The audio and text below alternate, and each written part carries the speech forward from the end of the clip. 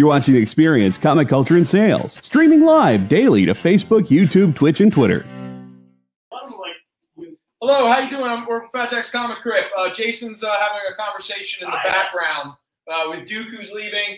Al's here. We're here to sell. We have the Marvel books. I want to talk about probably one of the best reads I've had in a long time. And we're going to get back to our underground comics. We got a few more all dolled up, and I will try to be as informative as possible. But some of these are just you either know you like them or not. With that said, we got a giveaway. We're going to talk about corporations buying a dead man's likeness. Please, I hope you hang out and spend some time with us. We'll see you on the other side.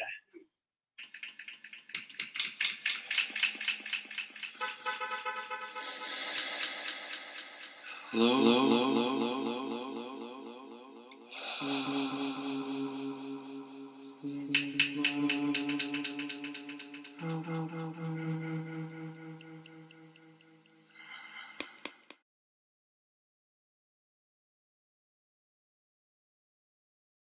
Every time I think of it, I think of Jason.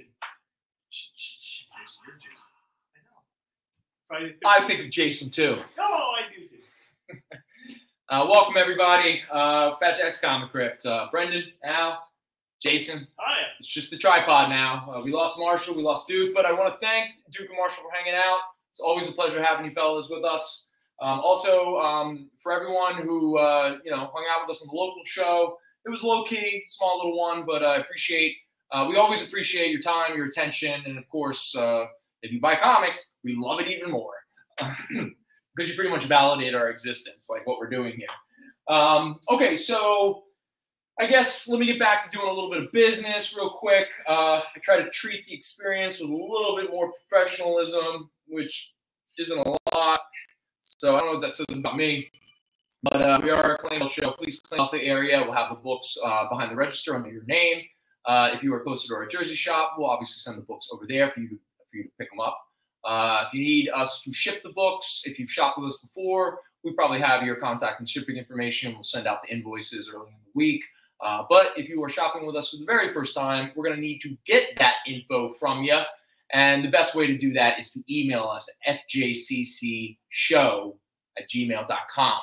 And let's think. Yes. Shipping has gone up. So okay, so let's shipping is, and I appreciate everybody who I emailed this week, and a couple customers actually did. They were like, "Oh, it looks like shipping went up." Baseline for shipping is now going to be $9. Okay.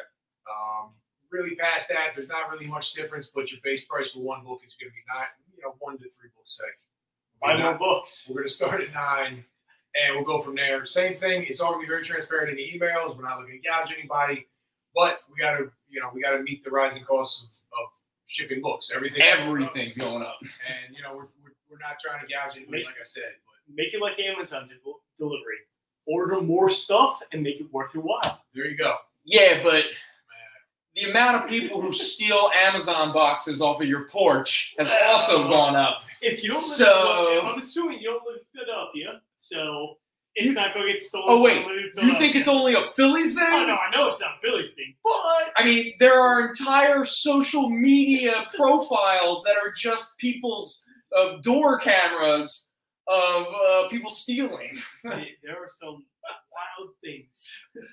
We're living, like we've said a lot over the past few years, we're living in interesting times. What's up, Zayn? Zaynon! What's up, buddy? How you doing, man? We look forward to seeing you as always. Zaynon is in the chat. That's right.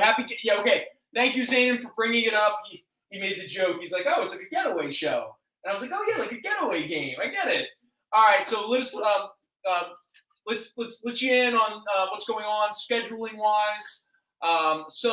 Next weekend is Memorial Day weekend, all right? So even though Fat Jack's will be open on Sunday from 1 to 4, we're going to take off from the show, let the experience, I don't know, Kyle, if you guys are doing reruns. I don't think you're doing original programming, but we'll all take off for that Sunday night because obviously the observed holiday is the following day. So we're all, we'll have a break. But the following weekend, which is the first weekend in June, I am going to be gone. I'm going on a camping trip with my girlfriend and her family. So I'm going to be out of the area. So I won't be doing a show. Can I come? Sure, if you want, yeah. You still got to come out to dinner with us. You know, we talked about it. We got to go to Barcelona together. I would love to go to Barcelona. Cool. All right, man. Because Angela's brought it up a couple times. She's like, didn't you say we were going to go out to dinner with Jason? I was like, oh, am I supposed to schedule that? And she's like, yes. I was like, oh, okay. That's why it hasn't happened. Understand? We basically liberalize based on like vagabond. I know. Just whatever. I know. All right, cool. Go on. No, trust me. She gets it. She knows. She knows. Yeah. Yeah, she has no illusions. And 40 years later, they will never have. Now, with that said, it hasn't really been discussed quite yet.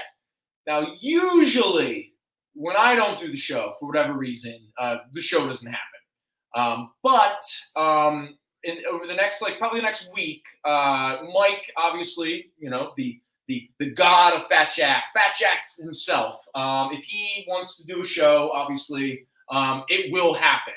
But if Mike also wants to just wait for me to come back, then we probably won't have a show that first weekend in June. And so we will be back the second weekend of June. It'll definitely be the three of us. You got plans? You're going to be around the second weekend in June? That's not Juneteenth, is it? It is. I don't think so. Yeah. No, I think it's like the 10th or the 9th. Or the 11th. Okay, you're good. Anyway. All right. So for right now, I am not going to be around for the next 2 weeks. Okay. It's very possible if Mike, like I said, if Fat Jacks as an entity wants to do a show on June 3rd or 4th, whatever that Sunday is, it'll happen, and we'll let you know on the Fat Jacks Facebook page, the Fat Jacks Instagram, all that kind of stuff. But if there is no word of a show happening, then just assume it's not happening because I'm not here. And so it seems when I'm not here, this all kind of goes to sleep for a while. So either way, I just want to, I don't say it enough, Al and Jason, I really appreciate all of your help and everything you do for this show because at this point, we're in it together, fellas. I don't help you at all, man. You do. Like, you're fun to play off of, you know? Oh. Who is that? I'm sorry, you hear me talking? Yeah. Somebody's gonna What was that podcast that Ricky Gervais and Steve Merchant used to do? But they would have that third dude. My God. What's his name? It was It's like hysterical. I love yeah, it yeah. so much. You're that guy Oh for yeah, us. no, absolutely, absolutely. Oh. Sorry, again, we're gonna be chill. It is really hot, and even though we do have have travel show, and travel show is amazing. yes, yeah. Gary Martin, what's your favorite road? He asked earlier in the chat, and Mr. Hunter threw out National Lampoon, and I was like, well, you can't beat that. That's the That's best a road. great one. Oh, Midnight Run. Midnight Run's a good one. That's a really good one. I enjoy that. I mean, those are like some Stone Cold classics. Oh, Green Book. Definitely Green Book. No, not even a little bit. No, don't bother. It's such pandering. What are you talking about? That was the movie of the year. Yeah. Last year. Yeah, right. Carl Right. Pinkerton. Carl Pinkerton. There you go. Okay, so we do have a giveaway tonight. Now, if you watched our local show, we're giving away the same thing. So if you are Mr. Bush and you're watching us, maybe you don't want to, unless you want a chance to get multiple copies. I don't want to tell anybody how to do their business. But for anyone who's interested, we're doing the giveaway again thing where we're saying claim in the... Just say claim in the chat. Just say claim in the chat, and your name will go into the digital roulette wheel. But what we are giving away today is, again, it's another Aftershock Ambassador exclusive variant, but this one is different, okay? Aftershock did a series called We Lived. It was like a original graphic novel. It was one of their early books. It was very successful. And so they came out with a second series. But to sort of like kind of set off the second series, they did something a little different, which was kind of cool, where there are two versions of issue number 1, both told from different perspectives that then dovetail into a combined issue number 2, and then the series goes forth. Now, that was referred to as We Live Age of the Paladians, I believe, black and white. Okay, so technically these are both the first issue of the new series, but it is like A and B, two different like stories. But more importantly, I would say they're more like different perspectives of everything that's going on. And so both issues, when you end each of these, they both continue into We Live #2. It's a series that I believe is up to issue number like 2 or 3 at this point. So if you do win the giveaway, you're not getting just one Aftershock Ambassador exclusive variant. You are getting 2. And the series seems pretty cool. Now, I haven't done a full read. I did a little skim kind of a thing like that. And it looks like some interesting sci-fi.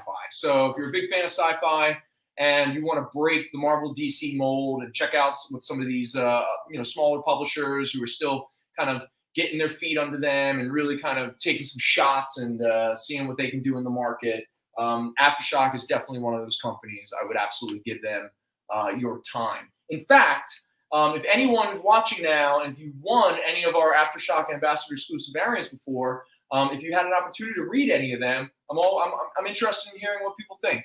We've had some Chicken Devil, Land of the Living Gods. What are some of the other ones we've given away? We've given away a lot. Kaiju Score. Yeah, Kaiju Score. Yeah, that was the one that Jason was very high on. It's a good. I don't know if we gave it away, but that Maniac in Brooklyn, that was good. That's another one I like too. Bronx is Burning is the second series. That was fun, yeah. Kind of like a slasher, sort of a throwback to the 70s. Search of Who? Yeah, Search of Hugh, the David Mack cover. Yeah, all right, cool. All right. So, and again, I want to thank, it was Corey. Corey's our ambassador? Yes. Yeah, he's a real nice dude. We'll probably see him next month when he comes back. The ambassadors are usually, I think Kyle would correct me because he used to be an Aftershock ambassador, but I believe they come by about once a month. And they always give us nice little goodies. In the whole, there's a reason I'm not anymore. I was never good at going once a month. I kind of went when I felt like it. Got it. Okay. And that's not exactly what the job description says. So that makes sense. Yeah. Like not being able, showing up once every 3 months doesn't really make you an ambassador to anything. It just makes you a dude who just shows up and hands out some free stuff. Yeah. Or I'd go like every week, but I'd be like, hey, I wonder if they'll pay me for being here. I doubt it, but I'm here anyway. Mr. Lyon read the Kaiju book. Oh, cool, Gary, nice. I'm happy to hear. Oh, also, because Gary, you're here, and I wasn't sure if you were in the chat for the local show. I want to thank you. Let's show them off. Gary was so kind.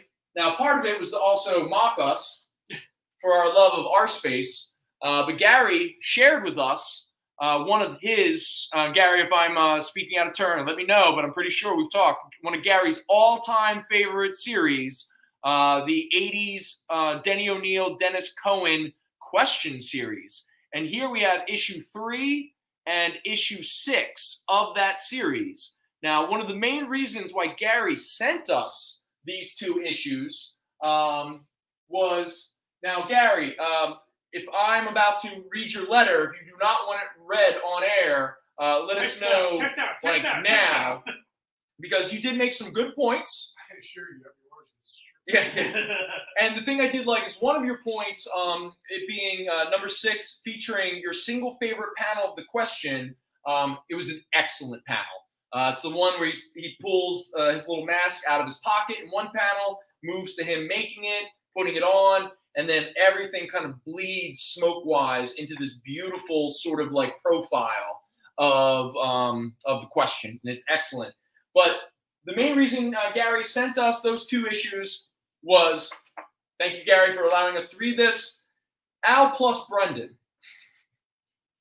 Not and, plus, but it's okay. I'm the one that makes it the 2, right? To be fair, I talk to Mr. Lyon fairly regularly during the week when I got shit. Nice, yes. Here are the 2 issues of the question that feature the inspiration for our beloved R-Space, the character from Garth Ennis's Preacher. I'll claim that. Yeah, sure. Number 3 is the more backstory of the 2. It's number 6 that you'll go, quote, oh yeah, Preacher sampled the shite out of this, end quote. The character, Junior Musto, Junior Musto, does show up a third time during the run, issue number 21, but the first two sell the point. And Gary, having looked at it, you are correct. Seriously, don't read it. Okay. There are some elements to Junior Musto's transformation that ring familiar. Now, if Garth Ennis was a fan of that series, I wouldn't be surprised. It was pretty dark, as Alan and I said, it's pretty grimy. And as Gary says, again, Gary makes another great point. You really can't oversell how dark the Dark Age was in comics. And he says in parentheses, no, I don't refer to it as the Bronze Age. I understand. That makes sense. There was a period of time where comics did have a Dark Age, but it was primarily referred to as the release of Dark Knight Returns and The Watchmen into the bankruptcy of Marvel Comics. And as Donny Cates likes to joke about the defining nature of the 90s, and that's, is it Teenagers Love Capes and Chains? Yeah, something like that. So there was a period where that era was referred to as the Dark Age. But Gary, I get your point about the Bronze Age being referred to as the Dark Age, because Gary, being a very smart man, he follows it up with some examples.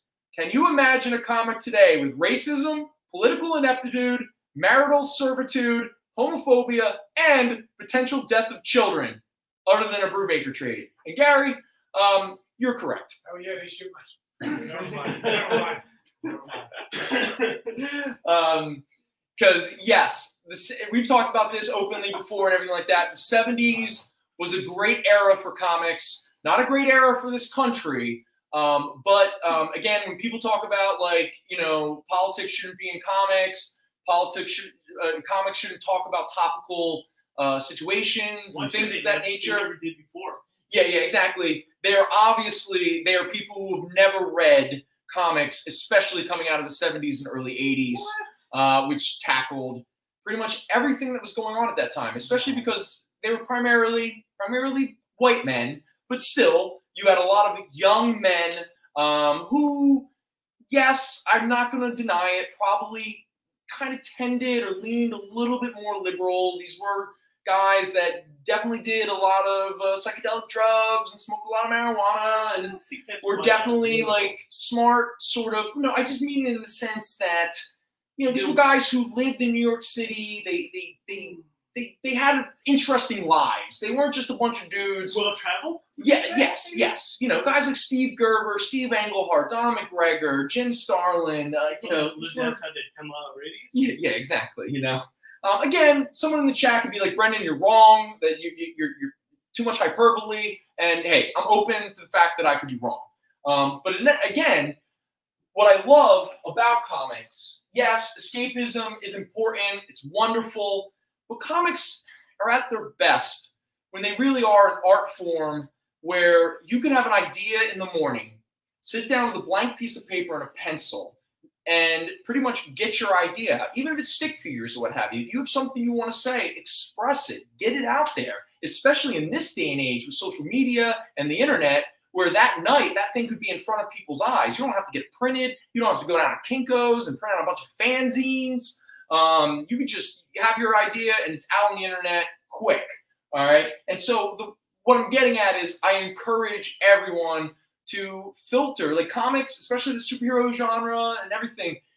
They're sometimes at their best when they are kind of symbolisms or, subtext for, topical circumstances and situations, which actually leads me to the other history of the DC universe. Now, did you ever read? I haven't finished. I mean, I read the first two.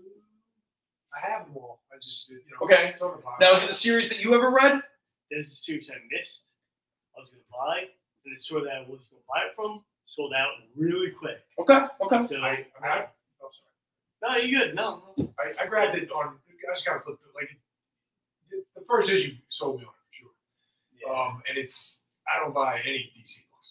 Yeah. Well, I go out of my way not to not buy it. And it's a black label book. So, I mean, these are books that, like, they retail $7. And for a lot of people, this sort of magazine format, the oversized format, kind of turns some people off because, you know, some people are collectors Where am I who gonna put want, this? yeah, they want everything to fit into their short boxes and stuff like that. You could buy a big box. I know. Now, I'm going to try not to get into spoilers or anything of that nature. I just want to express. Now, I was reading it as it came out, and as each individual issue came out, I was like, wow, this is like spectacular. Like, this is really good. But I had the opportunity over the weekend to sit down and read all 5 issues in one sitting. And at this point, I believe it is one of the more important books to be released by a mainstream corporate publisher like DC Comics in a long time. Written by John Ridley, the screenwriter of 12 Years a Slave. An amazing film, but much like Schindler's List, I don't know if I'll ever watch it a second time because it's so amazing and how disturbing it is. It sits with you. You don't have to watch it a second time. Sits with you is an understatement. Love Steve McQueen, the director. The actor's great too.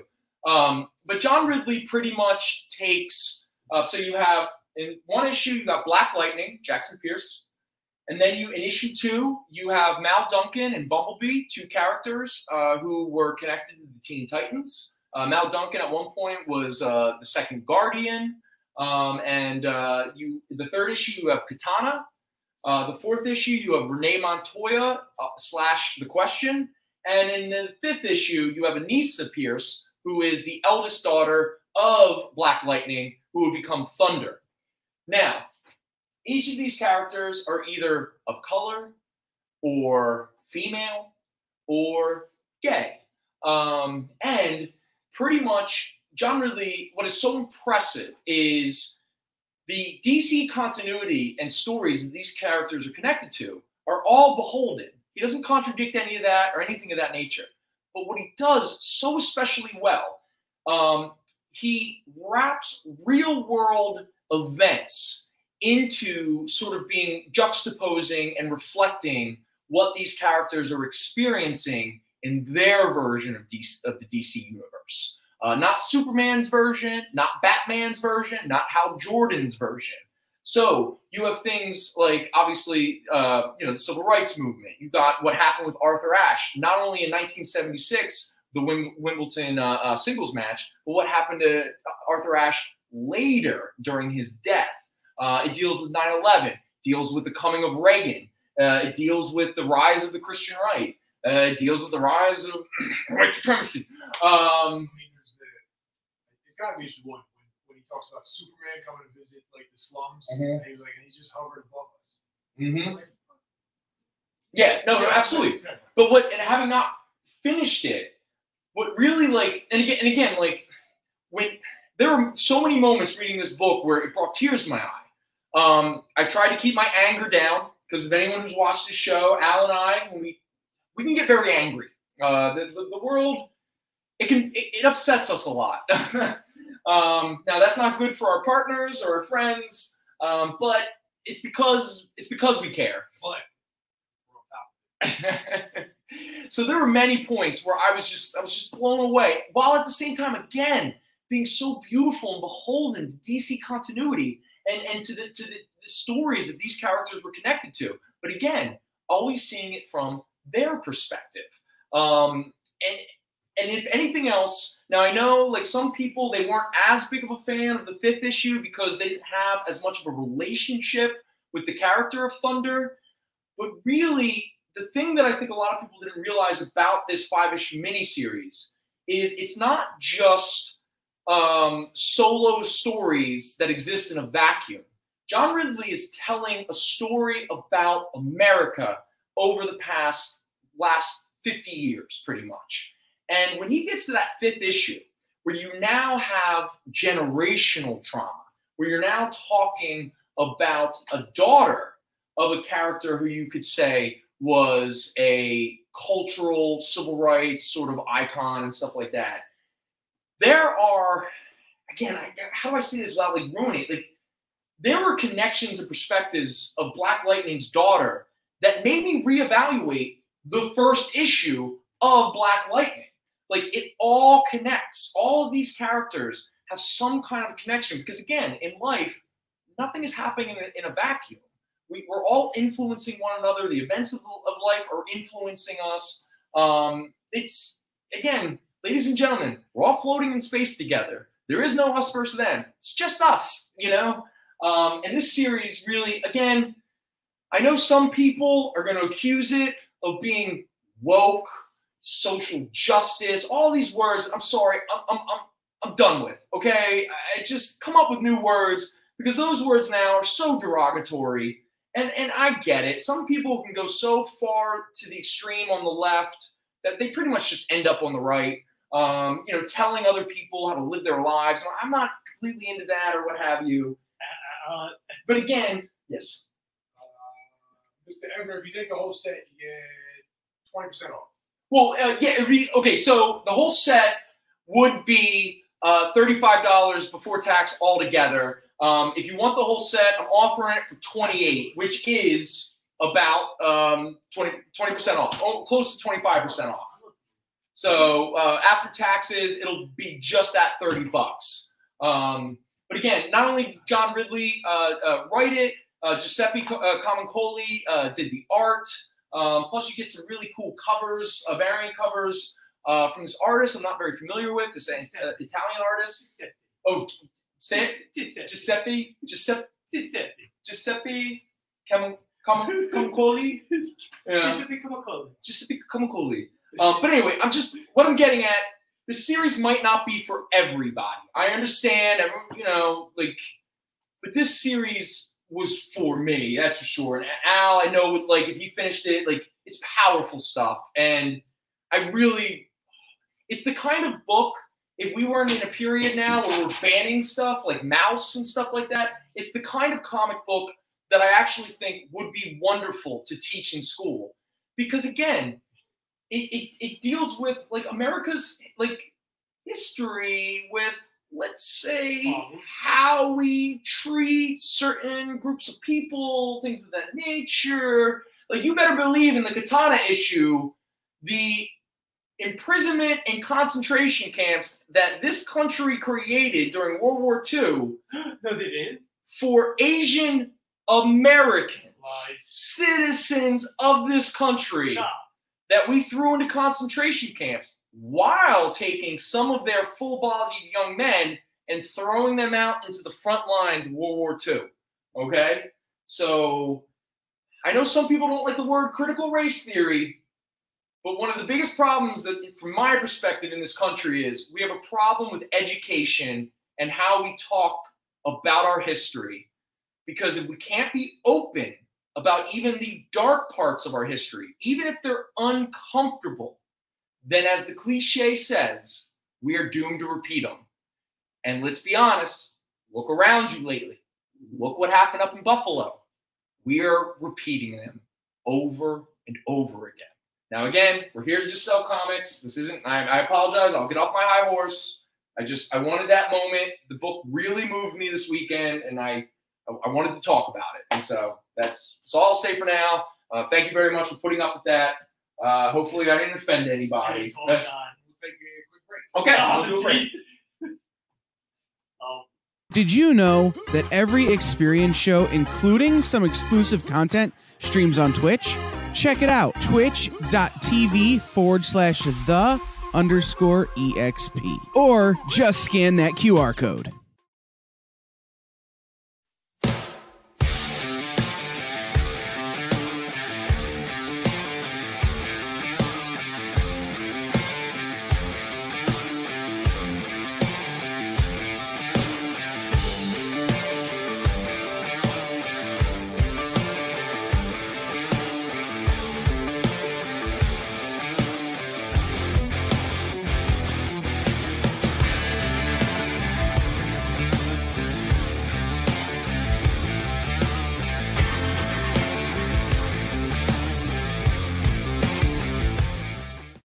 There's a super new way to support your friends over at The Experience.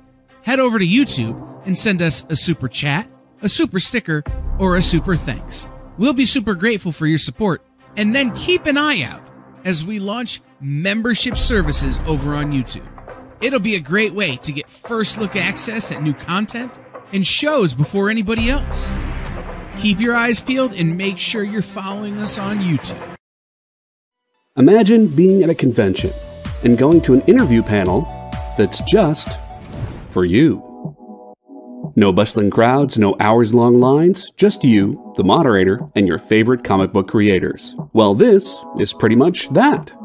Miss Jen sits down every week with 2 comic book creators for a live stream interview about their latest work, and you can ask them whatever you want.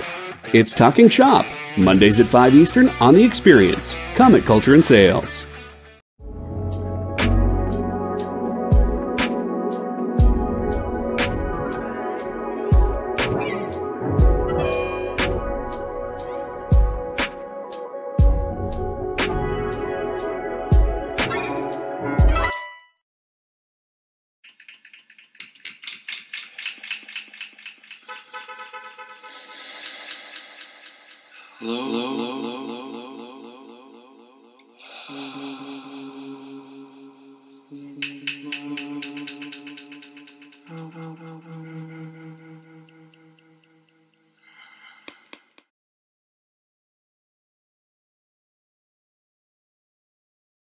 Hey, welcome back. How you doing? It's us, Fat Jax, Brendon, Al, Jason.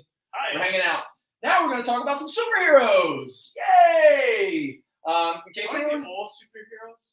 yeah. Just like as we've talked about before, if you have a priority in terms of there's something up here that you want us to talk about or you're interested in, let us know in the chat, and we will always prioritize that. Until then, we're just going to move on to some fun little books. Okay. We're cool. Right. Okay. All right. I just want to always kind of check in. Real quick, we got a bunch of fun little Iron Man comics. You know, again, it was the 90s, and well, this one wasn't yet. That was 89. So we have 3 little gimmicky covers, but they're fun. And again, none of these books will break the bank. That's for sure. We're having fun with comics, right? We can get a little heavy sometimes, and then we can have some fun. The balance and moderation in life. So real quick, again, everything's coming up Dr. Doom lately, because everyone just can't wait till Dr. Doom is introduced to the MCU. So this is a fun little issue. This was Iron Man number 250. This was part of that Acts of Vengeance storyline that I always have strong nostalgic feelings for. But this is when Iron Man and Dr. Doom both get sent back into the Camelot era. They fight King Arthur. They fight Merlin. Just a fun little book. It's also a newsstand edition. What? Uh-oh. But this is a very fine plus copy at only $5. I can't read. Is there anything else? Oh, Philly. Wow. Thank you for not getting swept. Oh, really? So they couldn't even win convincingly? Nah, I can't. If anyone is interested, we do still have a copy of Iron Man 282, I believe is the issue number. That is the first appearance of War Machine. It's a very fine plus copy at $40. But this was another time where you get our little gold foil kind of stuff. There you go. Or not gold. This is like silver foil. Iron Man 288, 48-page anniversary issue. Let me look at my notes real quick. Wait, hold on. I gotta get my notes.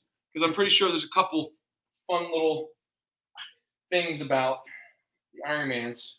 All right, Iron Man 250. Oh, the other thing about that issue 250, that is actually the last David Michelin and Bob Layton issue they ever did on Iron Man. And for anyone who might not be aware, probably the most famous Iron Man run was Michelini and Layton.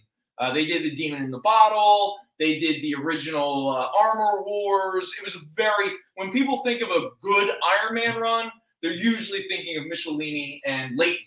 Newsstand, you say, huh? Yeah.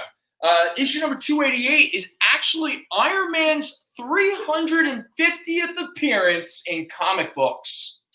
Yeah. Wow. Yeah. Now, just so we're clear, when they say 350th appearance, I think they mean the 350th Iron Man comic where he's like the main character. I don't think they count all of the Avengers appearances. Like in Tales. Exactly, yeah. The Tales to Astonish. It's not there. Yeah. So this is a high-grade copy at $5. And then we get issue 290, the debut of Iron Man's telepresence armor, a suit operated remotely. And also some gold. Look at that. Look at that gold sheen that's coming off that book. And then we get... That is the worst armor. That is my least favorite Iron Man. I think that was the armor that would appear in the Iron Man cartoon. Yeah, no, that's what it reminds me. Yeah, and I think also this armor too. This is issue 300, the debut of Iron Man's modular armor, which means that it has interchangeable pieces and attachments. So he's, thank you, Al. No, thank you. That's, yeah, like a vacuum. It's like a, what's that? Like a Tyson vacuum or Dyson or Shark? I heard Sharks are very, Sharks are. I had a roommate one time with a Shark vacuum, and he didn't pay me a lot of rent. He didn't pay me any rent. And as he was moving out, I was like, "Hey, can I keep your Shark vacuum?" And he's like, "No, I need that." And I was like, "You're not moving anywhere." He like got it free too. Yes. He like got it. Yeah. And I was like, yeah. It's like $500. $500, and I used to use it all the time. He never used it to clean the house that he lived in for free. And I was just like, "Hey, can I keep it?" And he said no. So thanks. Anyway, issue 300 of Iron Man. This is a high-grade copy at $5. I hate you. And speaking of the 90s, speaking of gold foil, we have Rogue #1. Found another copy. The first solo series of Rogue, #1. Very fine plus, only $8. There you go. And then for anyone who missed the local show, I just want to give everyone an opportunity. We do have the first issue of America Chavez's first solo series, a book that a few people are looking for. This is a high-grade copy at $15. Yes. It's the Age of Bronze. The Euripides. Yeah. I guess this was smart by Shanaware. They can like just put them out in like nice little like graphic novels. You know, actually, while we're on that point, Jason, could you grab me that King of Spies trade that's right over there? Yo, I've talked some poop on Mark Millar in recent years, and a lot of his books are very like it's like a concept, and they don't really lead anywhere. I gotta be honest, this King of Spies 4-issue miniseries, its concept was so good, and Matteo Scalero's art was so amazing that I actually highly recommend it. Again, don't want to get too heavy, but is it Dead Body Road? Is it the same? Like, is it because he did that? Well, no, I like, yeah. But the basic concept is, imagine if like James Bond, like just the ultimate super spy who all he did was sleep with women that wasn't his wife, never be there for his son, kill all of the enemies that all of the politicians and CEOs and stuff told you to kill. And what if one day you found later in your life you only had a few months to live, and you realized that you wasted your entire life not only being there for the ones who loved and cared for you, but pretty much fulfilling the wishes of some of the worst human beings ever. And what if that super spy pretty much spent the last few weeks of his life taking out the real criminals of this world? You know, the prime ministers, the producers, the media, the pop star. And when I say some of the worst crimes ever, they're brutal. I appreciate that characterization. Yes. Yeah, no, this, again, a lot of times comic books are wish fulfillment. This was one of my favorite wish fulfillment books of recent memory. It was a blast. And so, again, I'm only recommending it, not because of being a Mark Millar fan. I do love Matteo Scalero's art, but in terms of a basic concept and a nice plot, good, satisfying ending, this was an absolute blast, and I highly recommend it. We have one copy available. Just came out a couple weeks ago. It's only $16.99. It's 4 issues. But if anyone's interested, we have it here. Yes. Hey, Brendon. No. Not in any way. No. Okay. See, I thought it was Well, but it's that idea where it's like he takes the opposite, where it's just like, imagine a Kingsman suddenly just wakes up. Like, again, like you realize you wasted your entire life. Like you're dying. Your ex-wife doesn't love you. Like your son hates you. And in fact, his son becomes the next big like super spy who actually like they send out to kill his father. You know, kind of a thing. It's just wonderful book. You know, Mark Millar, I don't give you a lot of credit anymore, but good job on that one. I actually. Hey, Brendon. I mean, I assumed it was part of that. Yeah. You were saying, Kyle? Did you read Jimmy's Bastards? It was an Aftershock book. No. It's a Garth Ennis comedy.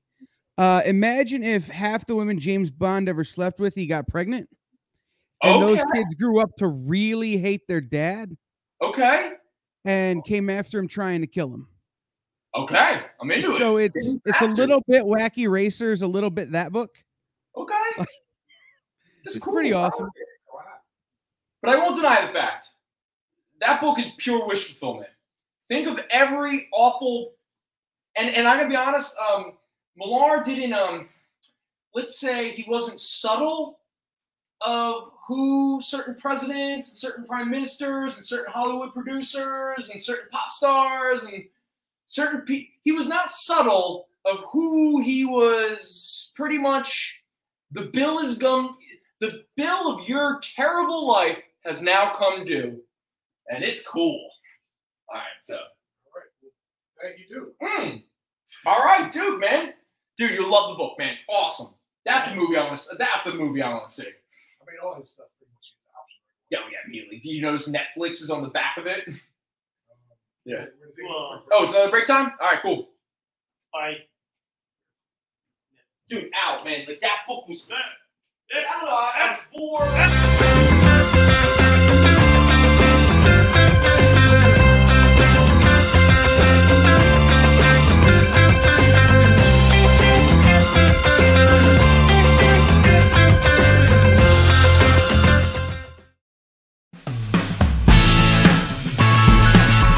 Join the party.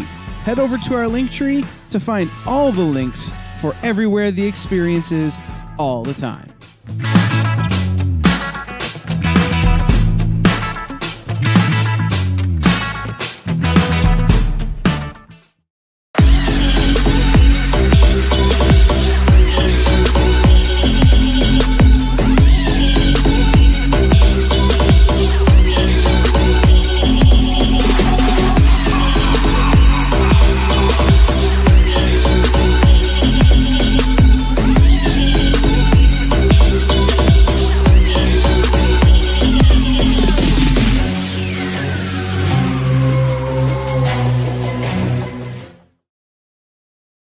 Who would win, Batman or Superman? It's the age-old debate, except it's so much more complicated than that. Nerd Killer Warfare every week on The Experience is your chance to debate other nerds in the questions we've all been asking for years, except we take those debates and turn them up to 11. Go to bit.ly/EXP casting or scan the QR code to be part of the show.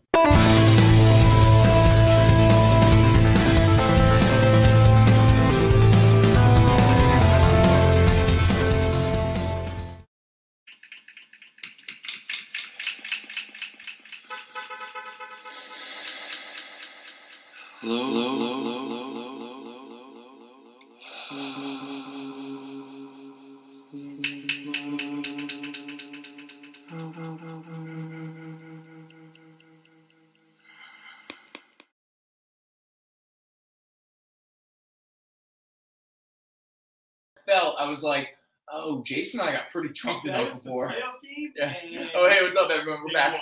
Yes, that was the one. Yeah, we were so happy. I was like, we were just on cloud nine, we were having a good time, and we just didn't stop. Finish a bottle or two.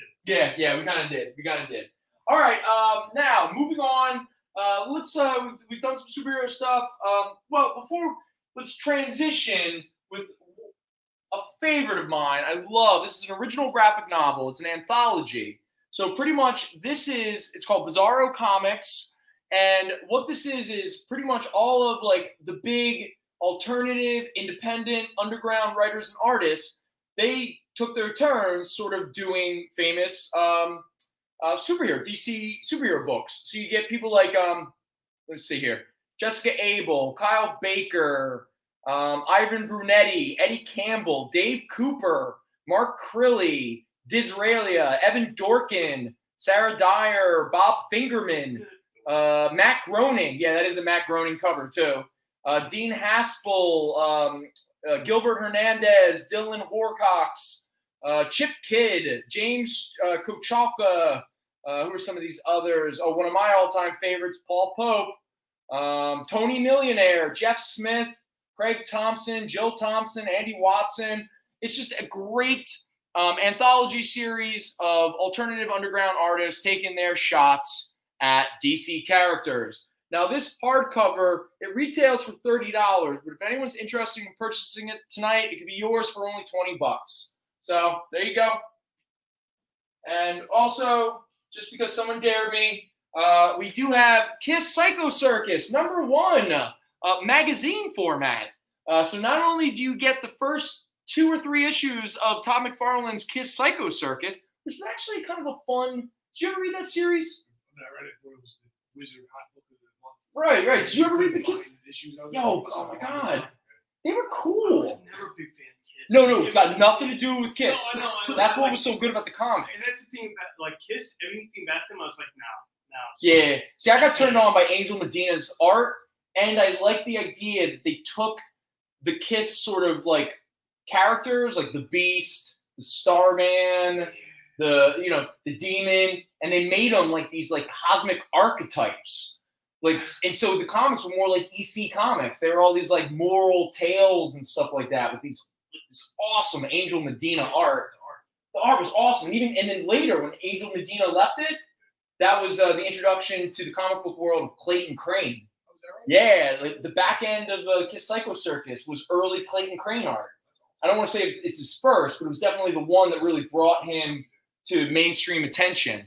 Anyway, this magazine not only comes with Kiss Psycho Circus comic books, but a lot of Kiss interviews and and articles about Kiss products like coffins and condoms. At least you get comic books. Yes, you do get comics. And check it out. It's only $7.50. Only 50 cents more than cover price. I mean, what? Kiss has been very good about selling themselves. No, Gene Simmons is a. When is he going to be done? When are we finished with When Gene Simmons is dead. But then his kids will probably. When there's Planet Kiss. Yeah. And then, Oh, yeah, we are going to get into Planet Kiss at some point, aren't we? Oh, really? Yeah. Dark Crystal. Oh, my God, yes. Okay, all right. This is awesome. Okay. All right, I'm not going to get into a big personal story or anything like that, but I was in preschool in 1983. And again, loved Muppets, all that kind of stuff. And I went to Pat and Peg's preschool. And I don't know why, but for some reason they did a sleepover. And at this sleepover, it was a bunch of girls and one boy, me. And I think we were all about like 4 years old.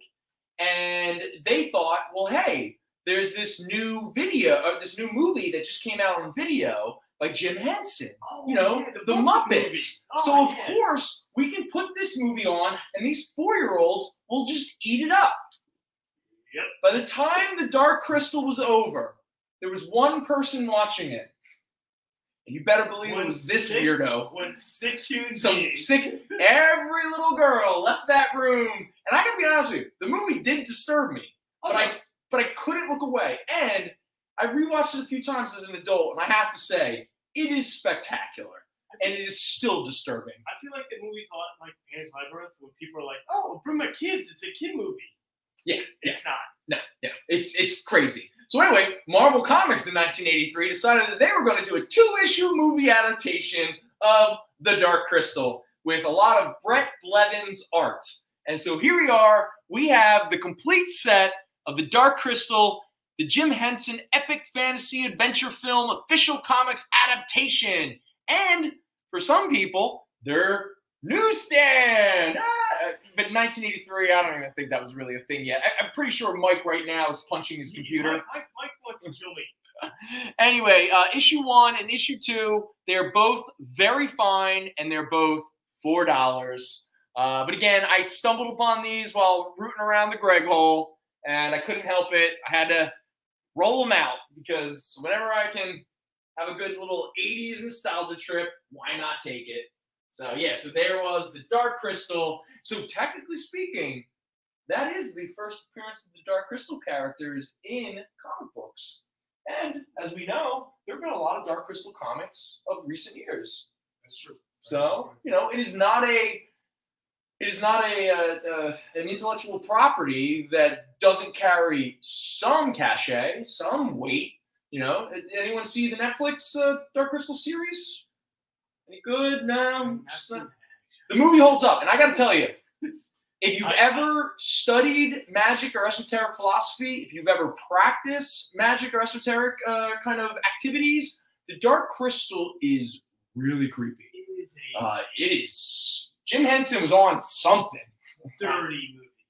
It's like in a sense that it's like not what you expect. It's heavy. It's a lot. It's a lot. Again, it's the 80s, and it seemed in the 80s anything aimed towards children was created by a bunch of people, adults, usually adult men, on a lot of cocaine or acid, telling children stories. And it's like never-ending story minus the happiness. Which is like, even that was like, that had a lot of serious. Like, let's be honest, man. It's not a happy movie either. When he loses the horse. Oh, the horse. Oh no, stop. Oh, the horse, man. Oh, come on. Nope, no. The horse is like, no, I'm dead, bro. What are you doing? The horse is like, let me go. I'm giving in to depression. Hey, good luck, bud. Though, you know what's funny?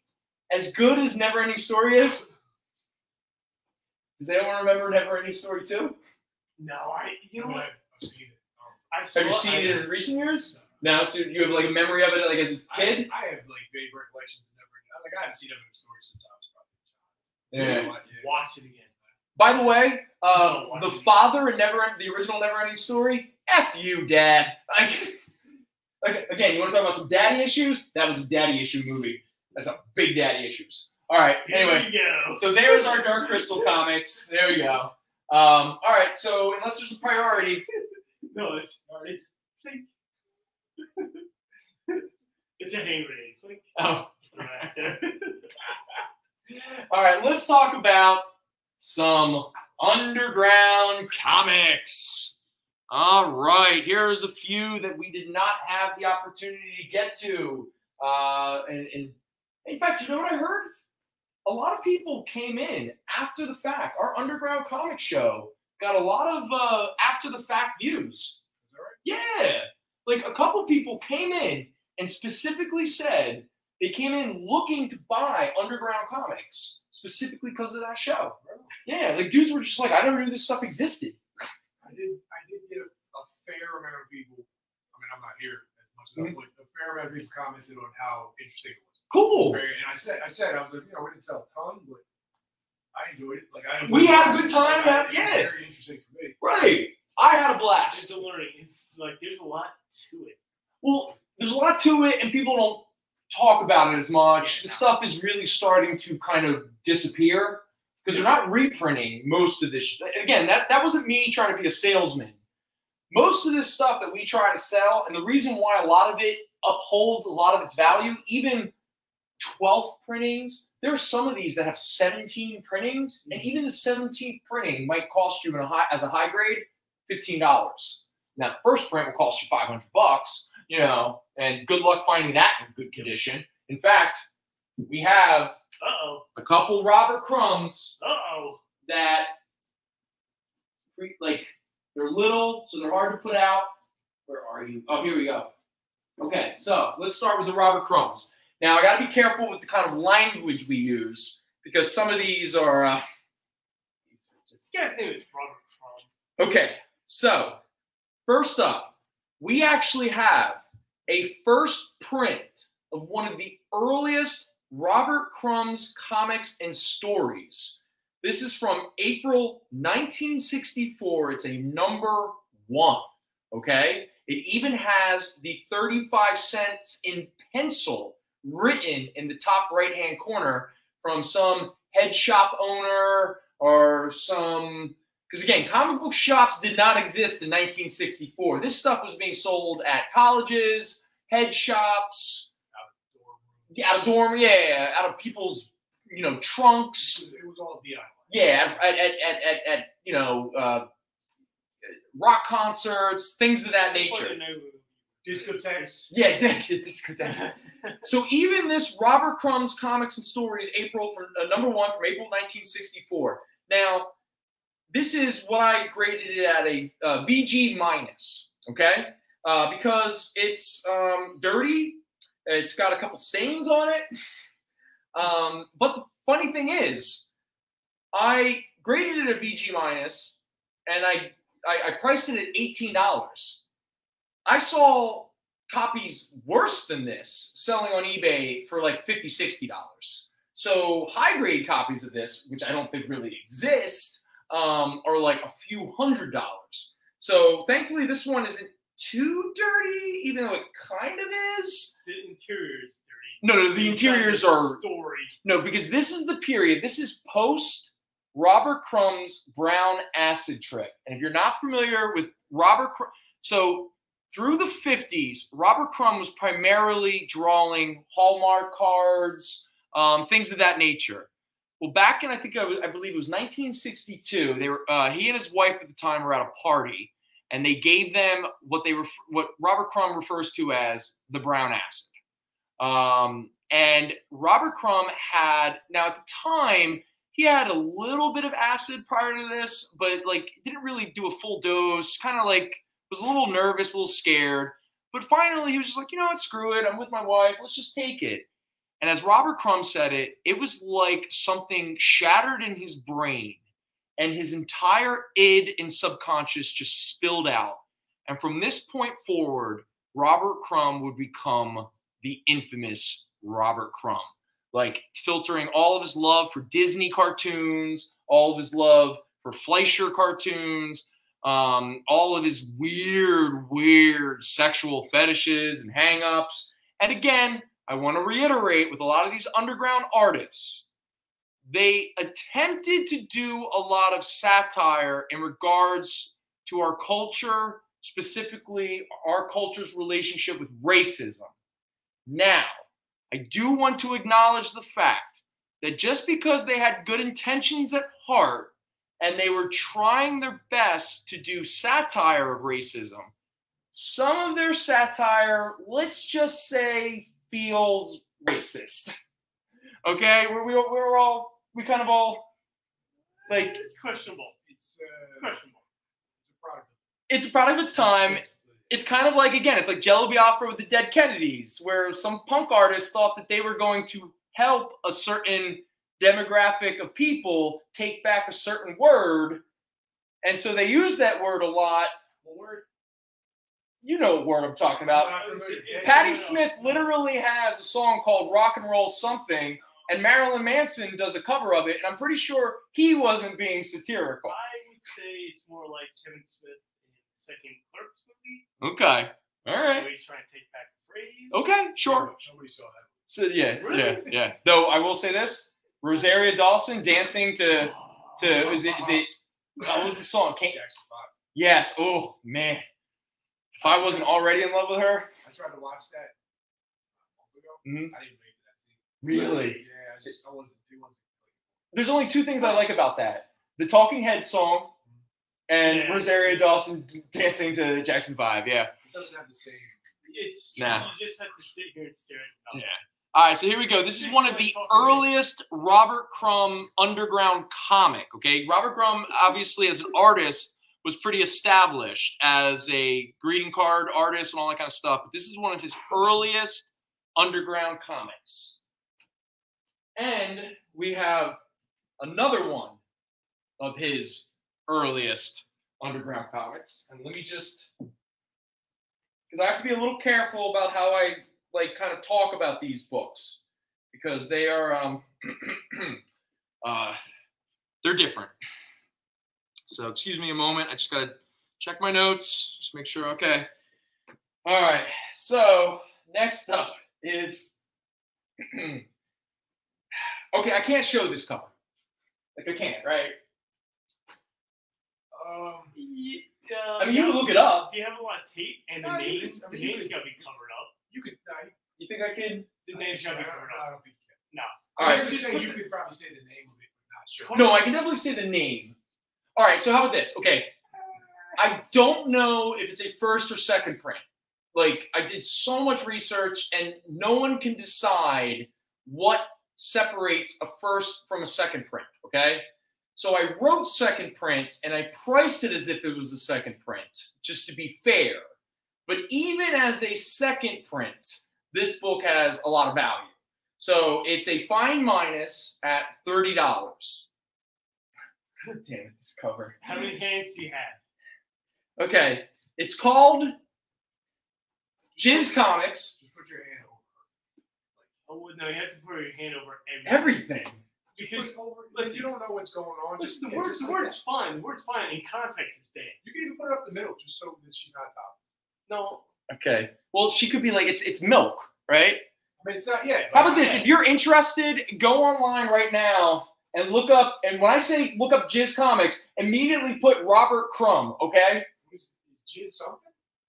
Nice for work. Don't do any work phone or work computer. I'm not familiar with the terms. I thought it was just the image. Anyway, this is one of Robert It is Crumb's, the image. again, this is another one of his earliest underground comics. Jizz Comics. It doesn't even have a number one. I'm pretty sure there was no number two. It was just, this was the era, and they would do these little weird mini, they were like zines, pretty much. Yeah, like an ash can. That's right. Yeah, the ash can. Anyway, it's a very famous cover if you know anything about underground comics. But I'm sorry, call me a baby. I want to be. Sell some books. I know, right? Well, this one we can definitely show off, even though it has some. Okay, so now. That's a badass. No, this is a super famous one. Yeah. All right. Now, next up is Snatch Comics from 1968, number one. Now, this one is a fourth print. And even as a fourth print, this book's got a ton of value. Our copy is a fine plus at $30. Now, so the way that you can tell prints 1 through 3 is that they have 25-cent cover price. Fourth print has a 50-cent cover price. And it was, so the first 3 prints came out in 1968, 1969, and 1970. The fourth print didn't come out until 1972 with the 50-cent cover price. The fifth prints and on all have 75-cent cover prices, okay? Now, this is referred to by Robert Crumb fans and people like underground comics historians. They consider this to be one of Robert Crumb's early masterpieces. It's one of the very first underground comics. And when I say underground comics, I'm not talking about like in 1964 when Robert Crumb was putting out Robert Crumb Comics and Stories. We're talking about when underground comics became defined as underground comics, like meaning insane sexuality, insane satire of racism, you know, satire of family values, satire of the Christian right and the conservative movement. I mean, his heart was in the right place. Yeah, oh yeah, absolutely. And this is one of the most famous covers of the early Crumb underground comics. And like I said, this is Snatch Comics number 1. Now, like I said, the first print was 68, second 69, third in 70. This fourth print came out in 1972, and you can tell that with it has its 50-cent cover price, and the early prints all are a quarter. And yes, this is one of what is referred to as one of the early R. Crumb masterpieces and a iconic early underground comic cover. Also, it is the beginning of some of R. Crumb's, let's say, more lascivious art and stories. He took a turn before that. Yeah, he kind of like it's interesting. Let's call it that. So there you go. So we're starting out with those. Before we move on to some other early R. Crumb books, but at this point, the underground comic book sort of art form is kind of becoming its own thing. Comic book stores and head shops are really starting to bloom in 1969, 1970, 1971. And so a lot of the underground comics, which were ashcan, zines, things of that nature, they're now being printed sort of like regular Silver Age comics. And so, again, a very early Robert Crumb comic, and this is a first print, is Big Ass Comics. Yep, there you go. It's Eggs Ackley among the Vulture Demonesses. Now, again, I'm going to reiterate. It is just chock-a-block full of sex, graphic sex. Again, a lot of satire that thinks it's satire, but questionable. They don't always, let's say, stick the landing, or none of this is in good taste. Let's say that, okay? Now this is this Big Ass Comics is from 1969. It's all Crumb and his weird sex fantasies. This is a fine minus copy at $15. And then we have Big Ass Comics number 2, which came out 2 years later in 1971. Again, this is a first print. And Eggs Ackley is back. Sally Blubberbutt is there. And Ruth Schwartz is now here. Rip-Off Press is now becoming a thing. Little guys. It's just a pile of butts. He's just on a bunch of butts. Yeah, he's very happy. This is a very good copy at $10. Now we get into, now this is a reprint. Best Buy Comics one shot. This is issue number, oh no. Okay, how does this work? Okay, no, this is the first print. All right. So Best Buy, I apologize. I got to get all this together. So Best Buy Comics were pretty much both reprints of mid-late 60s Robert Crumb cartoons, comics, all that kind of stuff. So the first one is the Best Buy Comics that was released in 1979. This was the first print of this collection published by Apex Novelties Incorporated. Now, this has a lot of very famous Robert Crumb art. Obviously, he was already still doing his, what was that? Keep on Trucking. Yeah, that whole thing, stuff like that. Now, this is a very good copy at $15. And then later, in 1988, by Last Gasp Comics, you got another reprint of the Best Buy Comics reprints. Now, all of these, oh, actually, no, I'm sorry. So these, okay, I'm so wrong. Okay. So all of these comics were reprinting Robert Crumb cartoons from 1976 to 1979, which is why it came out at the end of 1979.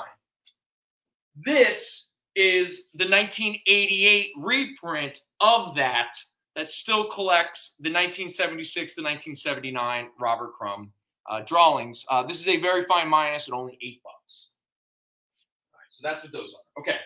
And next up is a first print of black and white comics where, again, you need to know.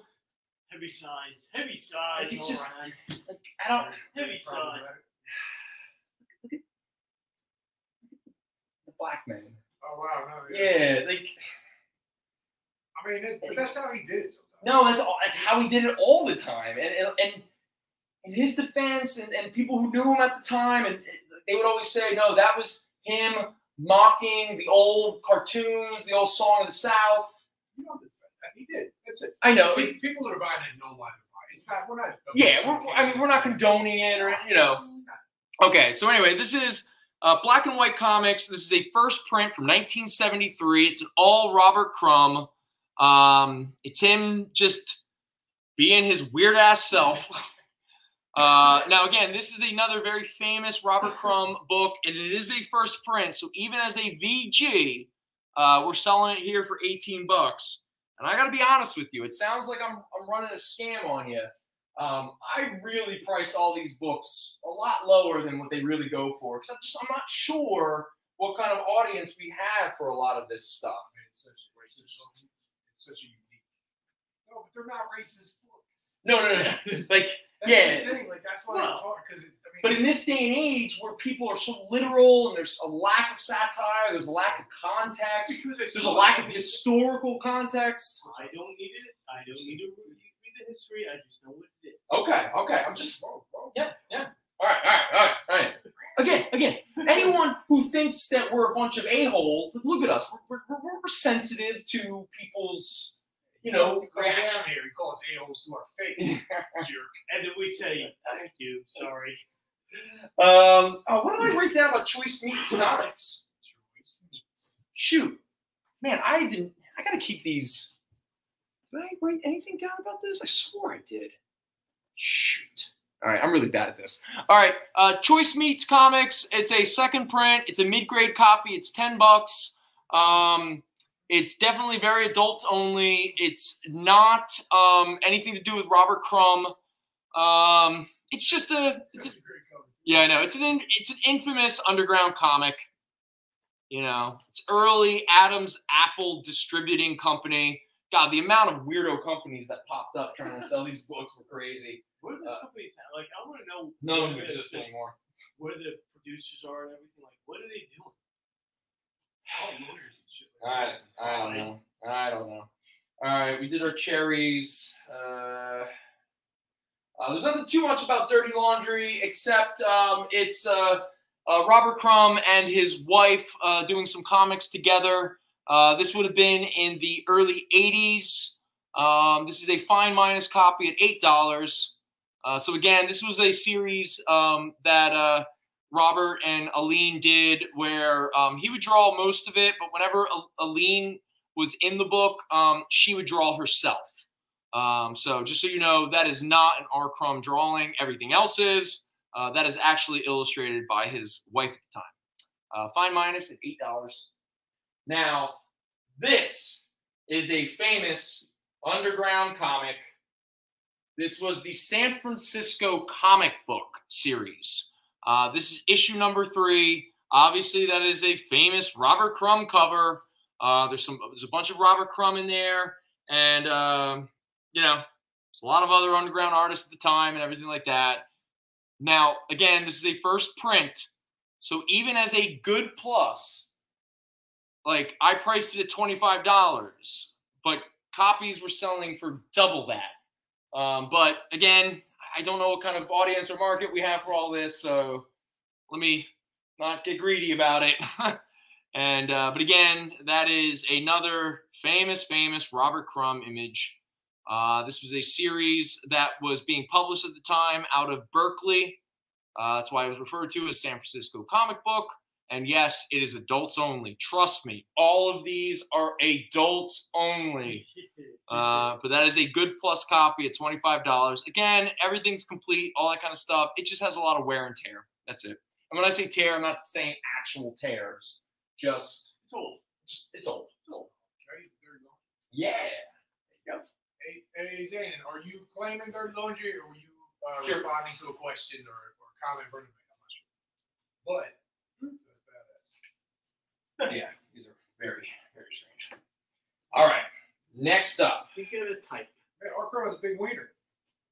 It says so right on the cover. Yeah, no surprise. Well, don't worry. We'll get to another cover where some people are like, that was Crumb. But we won't actually show it because I'll just put my finger there. You can't. Yeah. It's the yellow stain. I know, right? It's too much. Zane, you got it if you want it. If not, All right. Also in the 80s, now with Fantagraphics Comics, R. Crumb was doing more books with his wife at the time. And here we go. Self-Loathing Comics, issue number 2. Like I said, R. Crumb draws most of it, but Aline, she illustrates herself. Obviously, she's come a little bit further in regards to her art skills. But again, this is a very fine copy at only $5. This is a later era. I imagine, I'm pretty sure this came out in, yeah, this is 1997.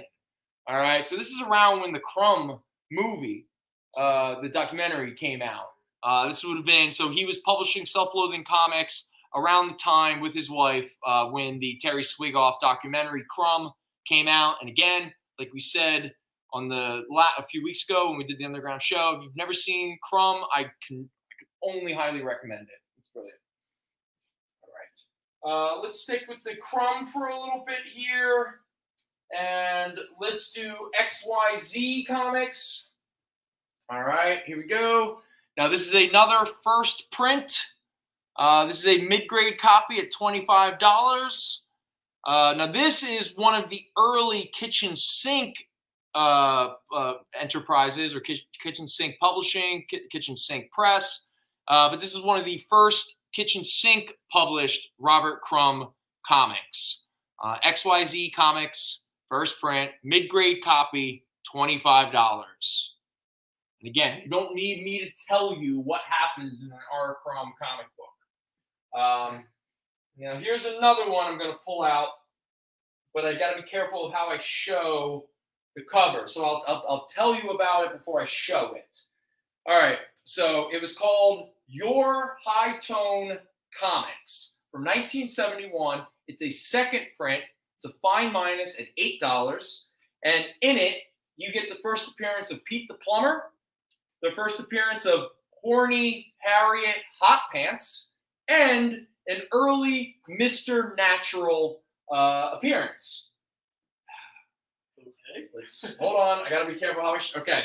So, and again, look at. Yeah. Yeah. So there we go. Let's show you the cover. He's peeing in the toilet, and it's pretty graphic. So just showing it. So there you go. That is Your High Tone Comics. That is a second print, fine minus, $8, all Crumb. And yeah, a cover that we cannot show you. Sorry. Yeah. Crumb is making reprinting possible. All right. Next up, let us do Dope Comics. Now, these are not Crumb. This is some early kitchen sink comics. Some of these have some very famous covers, but unlike Cocaine Comics and some of the other underground comics, Dope Comics has been referred to as anti-drug propaganda disguised as a celebration of recreational drug use. And having flipped through a few of them, let me tell you, it doesn't end well for anybody. This is like the Jenny and Forrest Gump of comic books. Anybody who does anything that doesn't fit into conservative America gets punished by something horrible happening to you. But this cover is a very famous one because it's obviously homage to the Fleischer cartoons from the 30s, 40s, and 50s. But this is Dope Comics #1 from 1978. This is a very good copy at $8. And then you get another famous cover from this era of Joe Camel being a little, you know, he's got his little one harem and he's smoking. Yep, there you go. This is a mid-grade copy of a third print of Dope Comics #2. It's only $7. And then issue 3 with a really wild Jay Lynch cover. This is a third print, a fine minus, $6. All right. And speaking of how do I show this cover? Here, I first want to show this cover to Al and Jason. Just show the. Am I on this cover? Yeah, I know, right? No, you show that. Show that cover. You can't. Just show it. It's not. It's so. You think? It's so. All right. I'm gonna show it, and Kyle. All you have to do is this. Hey, you know what? I can show it to Kyle. Yeah. Kyle can. And Kyle can. Yeah, So the bottom part. let me talk about it. And then, all right. So when we did our underground show a couple weeks ago, we had a copy of. I'm just showing it. We had a copy of Weird Trips #2. That was the one with the Ed Gein photos from his court, the Robert Anton Wilson thing, that really cool Ed Gein cover. Okay. Oh, okay. All right. Sorry. It's the bottom part. You gotta go to the bottom. All right, Kyle. Yeah. Here. Give it back to me, and I'll just. It's so ridiculous. I know. All right. There you go. Here we go. Okay. So this was the first issue of Weird Trips. And if anyone follows us on Instagram, you might remember a post that we had, which was a bunch of eggs with an eyeball kind of looking out of one of the broken eggs. That is the back cover image of this issue. So Dennis Kitchen at the time, when he was creating Kitchen Sink Enterprises, he wanted to do a sort of drug, esoteric, kind of weird magazine where you had some articles, some interviews, some comics, all that kind of stuff. It only lasted 2 issues, so we did sell issue 2. This is issue 1, and this cover is actually illustrated by Dennis Kitchen. Yeah, yep. And I'm pretty sure this is Dennis Kitchen. This is a mid-grade copy of $15, and I got to be honest. Good for him. Whenever you look this book on the internet, everything is just a square. Like you can't see any of the real cover. Like it's wild. All right, so there we go. Where does that glass come from? Buy the book. You'll find out. You imagine being in a little house and it comes out. And You're he's like, sitting right what there. is going on here? So just to frame my life right now. Just to frame my life right now. Al shows me that book after I just pulled a Flash 26 out of a short box. Like, what am I even looking at this point? A book I never thought I could possibly own, and a book why would anyone ever want to? Really? The aesthetic placement of the hair is unusual. No. It's all unusual. It is usual as he's drinking from it. It is one of the strangest covers I've ever seen in my life. He decided, I'm going to pour a drink in this. Isn't it just bonkers? It is just a bonkers cover. I mean, what's it for? Sorry, Kyle. Sorry. What is the fork? Again, What is the fork for? we're all walking a fine line here. Okay, we're trying our best. The fork was for grooming. Oh my God! All right, fun times, fellas. Fun times. It was his grooming fork. It's the line.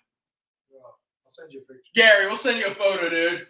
Because even though you can guess what it looks like, you you need to see it in all of its glory. A gift fork is. I mean, well, I'll tell you this. When I was rooting through those boxes and I found that, I went, okay. Can I sell this? Okay. It's not. Okie dokie. Hey, let's tell you, Harris, grease me up. Okie dokie. Oh boy. All right. Woo! Good times, fellas. All right, let's go to something that isn't as profane as yeah, no, not any more of those. This was a fun one that I was not aware of. A series called Quack! Exclamation point. I believe it only got 3 issues. Issue number 1 came out in 1976. Issue 2 and 3 came out in 1977.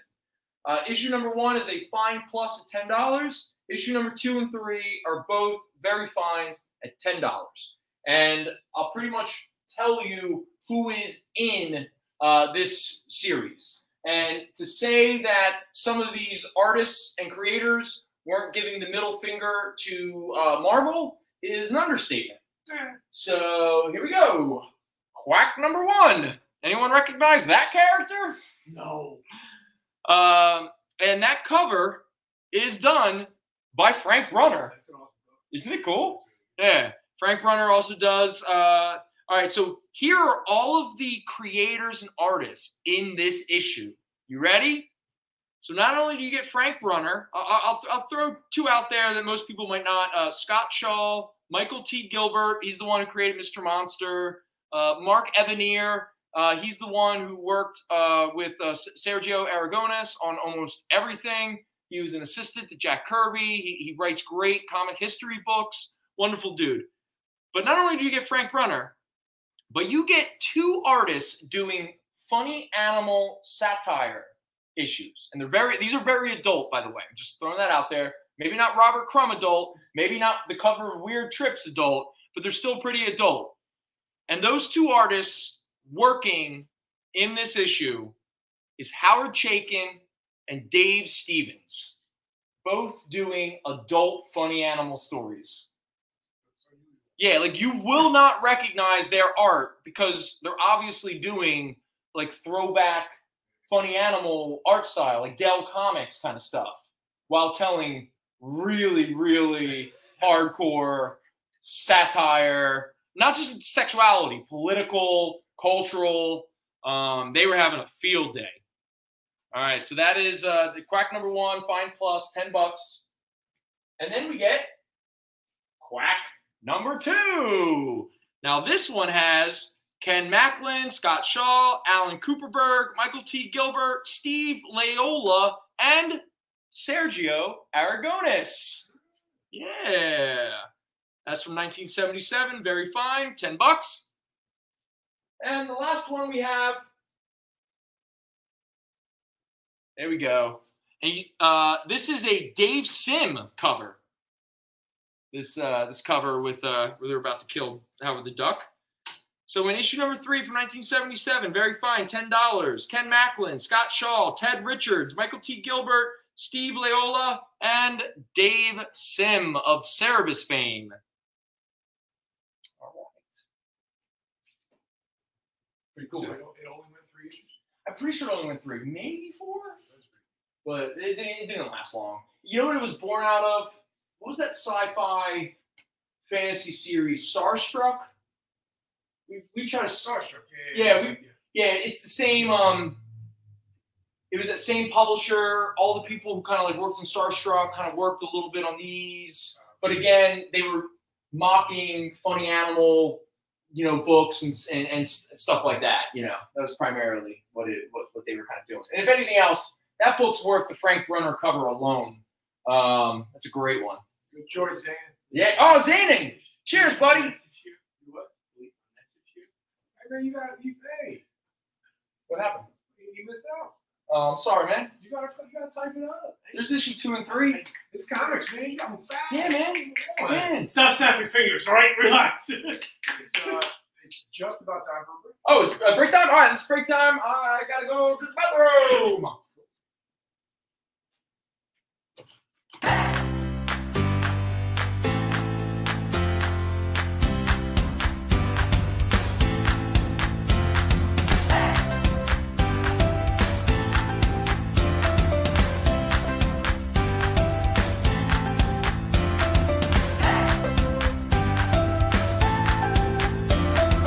There's something for every imagination at your local comic shop. Visit comicshoplocator.com to find a store near you. Are you a comic creator? Are you a publisher? Do you make a comic book product? Do you own a retail store? Do you do something I haven't thought of? Who are you and what do you do? Let us know by advertising on the experience and invite our viewers to patronize your product.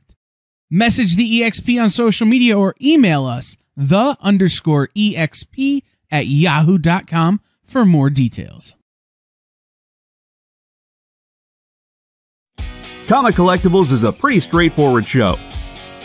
You got Rex here, he sells the comics, and you got Rockin' Robbie, he knows about the comics. And finally, John, well, no one really knows what John does. I mean, don't get me wrong, he's a great guy, but he just keeps showing up. Come to think of it, I don't even really know how he gets in here. Anyway, awesome comics, rare books, rarer signatures, slabbed books, and amazing cover sketches by Ken Hazer and others. Simple formula: you want the comics, you buy the comics. To sum up, Rex sells the comics, Robbie knows the comics, and John, who might possibly be a ghost. I mean, seriously, has anyone ever seen him show up or leave? Comic Collectibles with Rex and John, Mondays from 6 to 8 Eastern on The Experience. Comic Culture and Sales.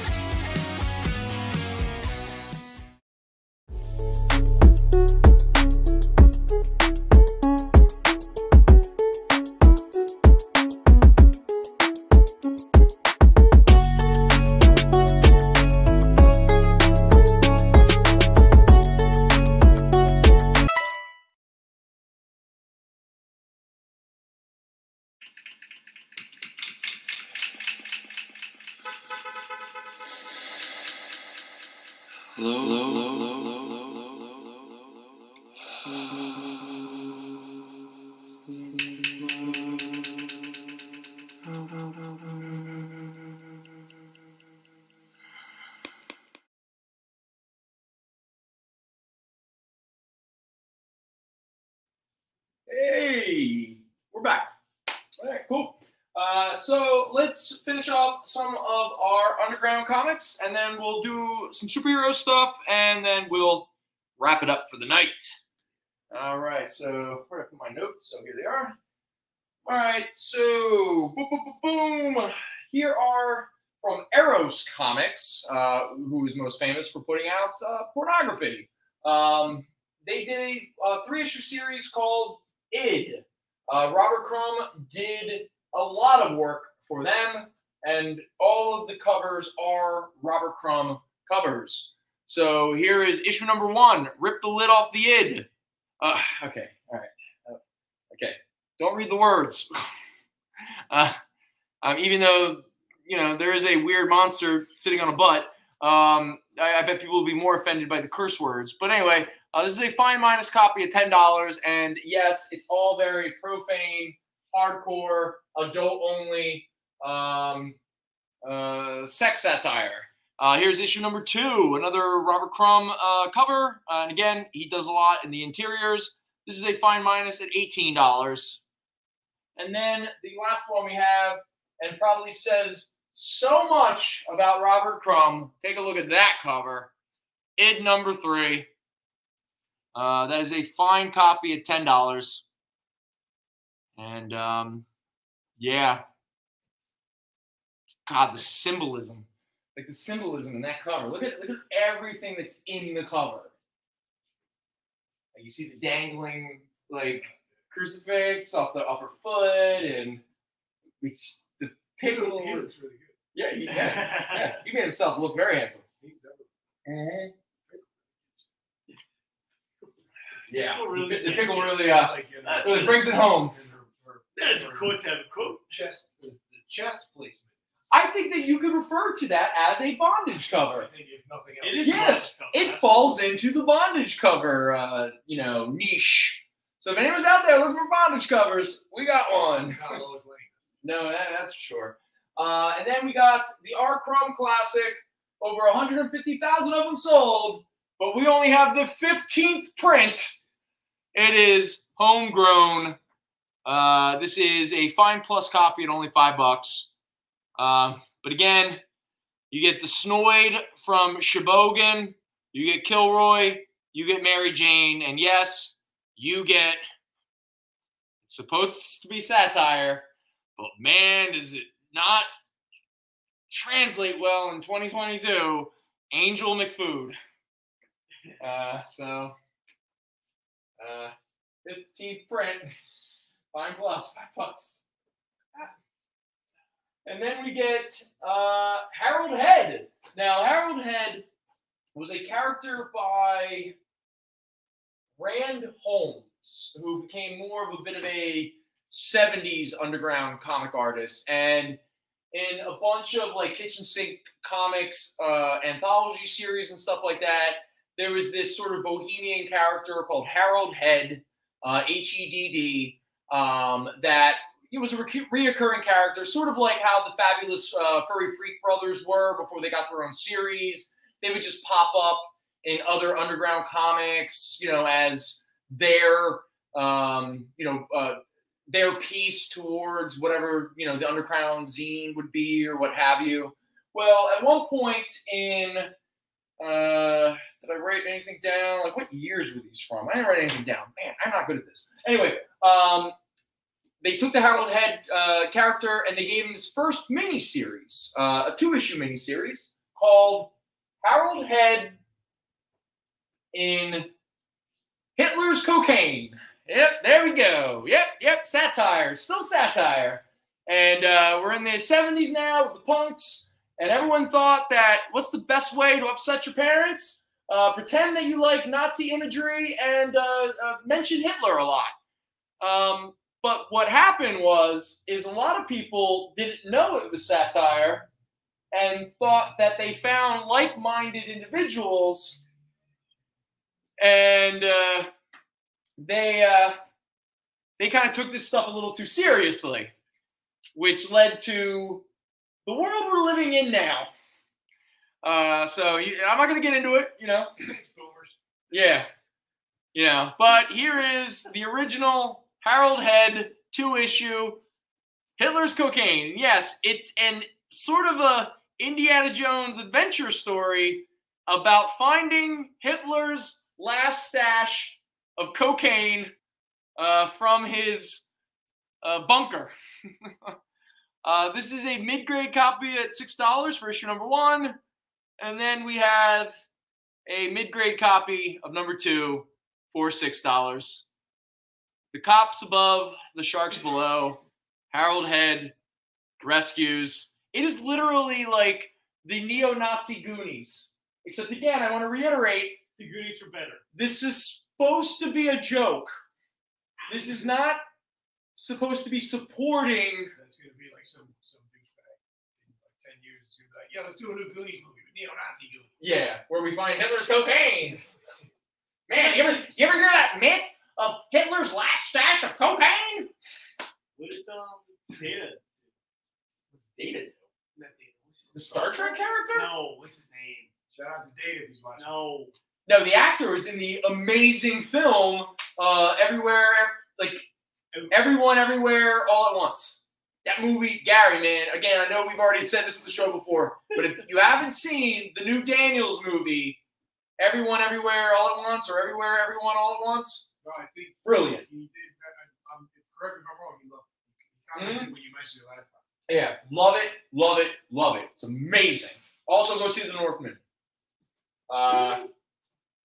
Did you see it? No. I'm saying really like. It's the new David Eggers movie, where it's like it's based off of the original the original Danish Viking Nordic myth that became Hamlet and everything. I mean, is it? Maybe that's what he saw. I don't know. No, he liked both. Yeah, no. Is it good? There are these times where Gary and I see eye to eye, bud. I mean, you put up like whenever Gary posts his movie marathon, like what he's gonna want. I don't think there's been a single movie where I'm like, Gary, come on, that movie? No, they're all, like, whether you like them or not is irrelevant. They're all films that everyone should at least try at least once. And yes, The Northman and Everyone, Everywhere, All at Once are 2 of the better movies that have come out this year. So, his name was Data. No, yeah, that actor who plays Michelle Yeoh's husband is the actor who was Data and Short Round. Yeah. Sure. In fact, there's a couple jokes He's about had a it. Weird career. Yeah. Weird career. He's great, man. Look, I know it sounds so stupid, but hearing his voice just makes me feel safe. You know what I mean? Like, I know it sounds dumb. And again, his character is he's just such a sweet character in the movie. No time for love, Dr. Jones. The last, let's see, I'm pretty sure this is the last of our undergrounds, and then we'll do some superheroes. These are rip-off comics. These were some of the anthology books where the Fabulous Freak Brothers would show up. Fat Freddy's cat would show up. These are all first prints. Yeah, they're all first prints. No, these can't be the original Fabulous Freak Brothers. No, these are the no. Okay, sorry. The underground comics are very confusing. Okay, these all I think are from the early '80s. Those are rip-off? Not the Freak Brothers. Yeah, they're the rip-off comics. Fabulous, because we do have Fabulous Freak Brothers. Freak Brothers, it's like the price change. Like you can gauge the printing pretty easily with the price. Yes. Yeah, so they're all 75 cents. This one's $1.50, but by that point we were in 19. Yeah, so this is so number 1 is 1977. Number 2 is 1977. Number 3 is 1979, and then number 8. Okay, so we have a huge jump from we have 1, 2, and 3. Excuse me, and then we get issue 8, which jumps to 1981. Okay, all right, so that makes more sense because these are first prints, but they're not like the early Fabulous Freak Brothers or the early Fat Freddy's Cat. All that stuff originated in the late 60s and then became rose to extreme popularity throughout the 70s. This was Rip-Off Press doing their own anthology series in the late 70s, early 80s. That's what these are. Okay, so here's number 1. Obviously, they're making fun of superheroes. You got your Freak Brothers. You got your Dope and Dan. You got your Dr. Feelgood, Wonder Warthog. That's this guy right here. So there you go. Again, semi-adult, semi-literature, rip-off comics. Number 1 here is a VG Plus at $7. Number 2, more Freak Brothers. Dorman's Doggy, Terror Under the Bed, Griffith Observatory. Okay, so you're getting some Griffith Observatory. I think Zippy the Pinhead shows up in one of these. And you get some more Wonder Warthog, Fat Freddy's Cat. So it's pretty much, and you get the Nerds, not to be confused with the candy. I love this thing. I know, me too. Number 2, VG Plus, $6. Number 3, some more Wonder Warthog, Freak Brothers, Dealer McDope, the 40-year-old hippie. That's funny. In 1979, that dude was about to become a yuppie real soon. That dude was about to sell out real fast. Number 3, Rip-Off Comics, VG Plus, $6. And number 8, you get Jesus and the Bank Robbers. Interesting. It's a story where Jesus comes back. It's the second coming, but no one notices. And it's in the Old West. So Jesus just becomes a bank, like a cowboy with bank robbers. It's pretty funny. I remember reading it as a teenager and getting a real kick out of it. A lot of people were very upset. Also, this issue has a lot of pro-abortion stories in it. Yeah. Throwing everything at the wall there. Yep. It's good times. So VG Plus, only $4. Those are the days. That's for the days. Has anybody seen the Freak Brothers cartoon? I have not. No, it's on Tubi, I think. It's on Tubi, which is a free app for your smart. I think it's only free, right? Yeah, it's only. There's no premium version. No. It's Woody Harrelson and. Now, what did it originally air on? Was it an Adult Swim? No, it was Tubi. I think it was always Tubi. I think there was a YouTube at some point with the Workaholics guys. Yeah, which is what I heard, but I had never actually seen it. So I think Adult Swim had a bumper where it was like the Freak Brothers. They did that whole like animation, like the comic book and everything. Okay. That never materialized into a actual full length thing. Okay. And Tubi, I think, bought it. Oh, so this is whatever they had.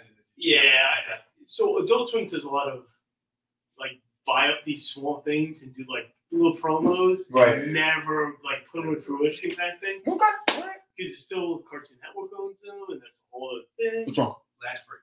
Oh, it's our last break right now? Break 2. All right, let's do the break. Bye. I was wildly unprepared to take a break. What's that? I was wild. Hi, I'm Nathan. Yeah, I'm. Oh, we're back. We're very professional. I'm full on Crumb's brown acid problem right now. So why don't we just skip it? That makes sense because Crumb talked about how for about 30 years after the fact, he always felt a bit fuzzy. Now. Yeah. I set a comic on my computer, sent you to break without intending to send you to break. Okay. And then you called for the break, and I wasn't even in the right screen. So you know what? the experience. Commercial break. Skip it. We're the best. 2 people are watching. No. And one of them's right here. What we got, Zane and Gary? We got Gary for sure. Zane's right. All right, Zane's probably gone too. But still, man, love you fellas. Maybe Henry. What's up, Henry? You watching stuff? Was Henry there at one point? He was on the earlier show. Oh. I think he dropped in. He doesn't count. Interesting. Aaron, what's up, Aaron? Aaron, you watching? Yeah, Aaron, where you at? Tom, you should come back around. Do you think these people's dogs and cats are like, what? What? My litter, what? Where is he? Such a good little boy. Oh, you're such a good little puppy boy. Oh, I love you. Zane said he's not watching. Oh, Zane is not watching. Okay. Well, All I right. didn't say he's not watching. He said he's still. Good point. Real quick, we had a good run in the early days of the show with Atlas Comics. We had some good laughs, some good jokes. We're about 2 weeks late to memorialize a very famous artist. You don't need me to memorialize him.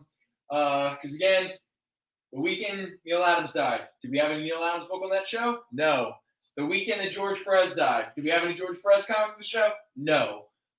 Again, Because we're not called ghouls. Perez. That's yeah, we're not ghouls. We did call Perez 2 weeks before, Yes. and there was you had a lot of Perez books. We did predict his death. He Yes. wasn't doing well. He got out signings. No, wait. He got out signings and everything. You guys were like very, listen. It's not a horse race, dude. No, I'm just saying it's you were very upfront, being like, hey, the guy sounded good help. I love when he's trying to compliment us. It just becomes. He's like, yeah, you called it. He's like, yeah, no, don't you wish his death. don't not call yourselves ghouls. You were definitely the angels of death who predicted listen. his. The books you sold. And he won't drop it. He won't drop it. Oh God! At some point, someone needs to take the last 15 minutes of all of these shows and just do like a big jam piece. No. I've always said I never want to watch these. Like, I want an entire like mix of the last 15 minutes of all the experience shows just to see the lunacy that this. Yes. I'm curious about Kyle's story. Oh, Kyle, what's the story? Kyle killed Prince. Kyle, you killed Prince? You're a jerk. Was it that? I guess kind of. What's that? So I guess kind of I did, yes. The story is that I okay. did. Tell the audience of 2 your story. So an artist friend of mine posted on his Instagram a video of his daughter dancing to Let's Go Crazy. And Okay. Prince, notoriously stickler about using his music for anything other than being Prince, had his whole Instagram taken away. Wait, what? Yeah, like the DCMA people like literally shut down this artist's Instagram. It was how he made his living, right? So I get up at a karaoke event at a convention and I sang 7 by Prince, but every time there's an instrumental break, I was just cutting wrestling promos on Prince.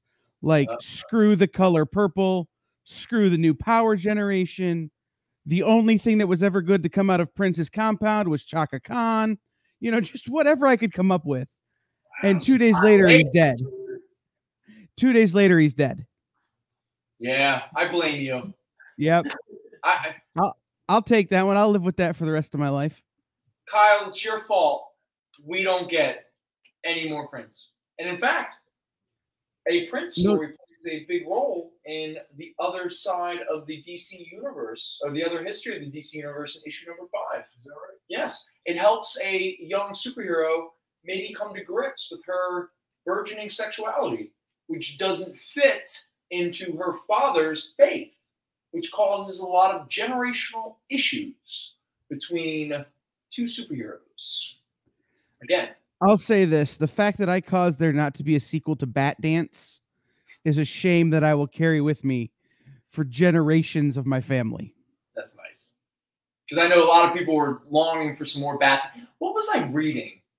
Where there was like a weird like joke about like Bat Dance, where like it was like the joke was that they were the inspiration that Prince accidentally saw, which led to Bat Dance. What was that? Man, I gotta really stop smoking marijuana. Like, no, actually, that's not true.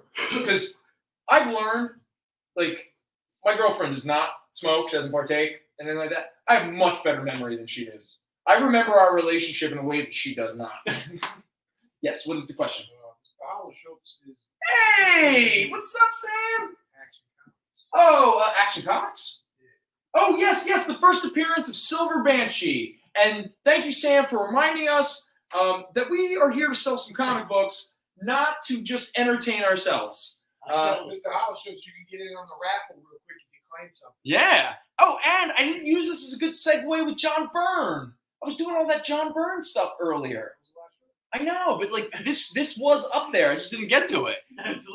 Anyway, this is a Fine Plus copy of Action Comics number 595, the first appearance and the first cover appearance of Silver Banshee. There you go. Only $5. So if you're a big fan of the old Superman cartoon, when I say old Superman cartoon, I mean the 90s Superman cartoon. It's old for some kids, okay? But when I say old, 30 years old. I know, isn't that insane? It's nuts. 25. It's okay. There's people who work here, and we're as old as their fathers. Oh my God. That's where we're at now in this life, you know. So, Sam, thank you for tuning in, Sam. That Action Comics is $5.95, Fine Plus, $5. First appearance of Silver Banshee. There you go. We also have. Oh, do you want it? He's gonna take it. All right, Sam. Thank you, Mr. Sam, I'm gonna look like I got your thing with that Lee Bermejo Action Comics cover. If it's one of those cardstock variants, it's yours. If it's like a 1 in 15, 1 in 25, if we have it, a la like, you know, it doesn't go to a customer who has priority in the way they subscribe to Action and they get all the variants and like that, I will make sure to try to get that Lee Bermejo variant for you. Nah, is it Action Comics coming out this week? Then maybe it isn't. Yeah, I'd have to look at the Instagram again to see which issue number it was. It's cool. Like Sam is like one of those, like he checks out other artists and stuff like that. And then sometimes when he comments in like somebody's like feed or what have you, he'll sometimes tag us. He'll be like, I really want this, and I'll be like, all right, I'll make a note. I'll make sure. Like we're hoping to get that. I think Sam wanted that Superman 78 or 79 collection when that comes in, which I think is next month, June, July. If it's scheduled, it's still. Yeah, I could say. I have. Be honest with you, I don't know what the heck is going on with DC Comics. I don't see the solicits, and I just kind Nah, they're in a weird limbo right now. Because Discovery Plus is like, oh yeah, we bought everything. How can we get rid of this DC Comics thing? And I'm gonna reiterate to the few people watching. I understand how exciting it would be to see Spider-Man and Batman on the screen together, but Disney owning all of these characters is not a good thing for us, okay? Some people like really want Disney to buy DC Comics. And I'm like, no, please, it's not a good idea. It's, you know, what is this? Oh, Aquaman joins Deadly's Catch. Nice, good stuff. I like it. Oh yeah. Like, it's not that deadly. Well, anyway, we didn't kill Neil Adams. Neil Adams just, you know, he got older, he got sick. It sucks. I feel bad for his family, and I feel bad for fans of him because you won't see any more of his work. But if you're interested, we do have 2 interesting Neil Adams covers. No, he did not do the interiors, but this is Iron Jaw number 1 and 2. He's Conan with an iron jaw. What? I know, right? Dude, if anyone ever says, what is the most derivative comic company of all time? The one answer is Atlas Comics from 1975 to 1976. Every character was just, what is Marvel selling well? So here's their Conan. They had their Ghost Rider. They had their Daredevil. They had their, oh my gosh, I'm surprised they didn't have their Captain America. That's interesting. What's that? Zane said if Disney purchased DC, Superman would go to the Jerry Siegel estate.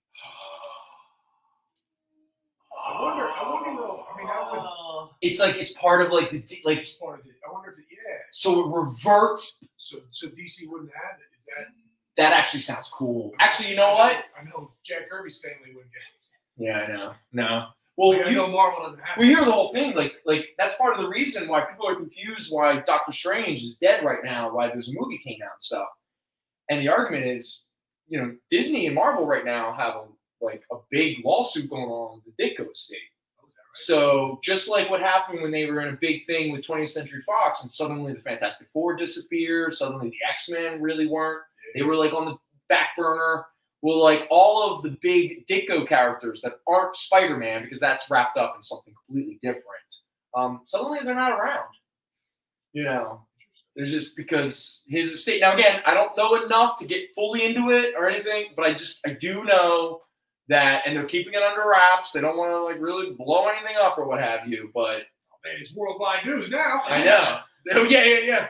Everybody's oh man, it's gonna start trending in an hour. How do you do it? Oh man, you know what? We really have to recognize with great power comes great responsibility, and we have such an influence on this show. Why do we Kanye show up for the show? I know. You know what? We should be like Reggie's YouTube channel. We should just pull out and be like, yo, everybody, you know what's going to be the biggest book and the biggest trending book next week? It's going to be Punisher Warzone #1. Yes, high grade, $6. Trust me. This is the book that everyone's going to be looking for. So they did announce. I wonder if the sales of this book will go up by 500% this week and end up on trending 20s and suddenly be a $30 book. And they'll say, and people are like, but why is it key? Why is it suddenly a $30 book? And down there, the little fine print will be because a bunch of idiots on a random channel said this is the next hot book. They don't even name us. It's the banana pick. Yeah, it's the banana pick. You need to have these. Wait. It's bananas plantain pick. You know Bananas hammock pick. Hey, Disney, thanks for paying me my commission rate. I'll sell any book you want. Kyle, what were you gonna say? Well, just to remind you guys that we need to do this whole okay, jazz. we're done. So let's do the plan. Just to remind you guys, you are literally doing a show. Right. Right. And you know, we're working on that show where we have someone do market analytics on books, and you know. I mean, Here it comes. Disney find a lot of Duke! All right, Duke! what? This is karmic retribution. Burn it. Hey man, thank you, Duke. Thank you, Duke. Thank you, Duke. You are getting these two Aftershock Ambassador exclusive variants, white and black, #1. That's going to you, Duke. There you go. It's like Duke and Jason, white and black. Wait, Ebony and Ivory. Yeah. Ebony and Ivory. I feel You're Michael Jackson. Oh. Duke's Paul McCartney. Why can't he be Michael Jackson? His Duke's cooler than you. Oh, Jesus Christ. And with that, on that note, I'll be back in 3 weeks, second weekend in June. We're definitely not doing a show next week. We're probably not doing a show the first weekend of June. But again, we'll leave that up to Mike. He has every right to sell some comic books. You know, we're not. If you predicated. like and do notification, you'll know when they're on. Oh yeah. It's like, Please hit the like and subscribe button. right, there we go. And we never talked about a corporation owning a dead man's likeness. I can't wait till Stan Lee's hologram shows up at Coachella dancing with Tupac and Biggie and Michael Jackson. I thought it's in the wheelchair in the last one. No, not a wheelchair. Anyway, honestly, for anyone who's still watching, thank you so much. We really appreciate the support. This is always a blast, and this would be nothing without you guys. With that said, have a wonderful week. Stay cool. I personally look forward to seeing everybody in 3 weeks. Until then, take care. Be well. Peace. Join the party. Head over to our link tree to find all the links for everywhere the experience is all the time.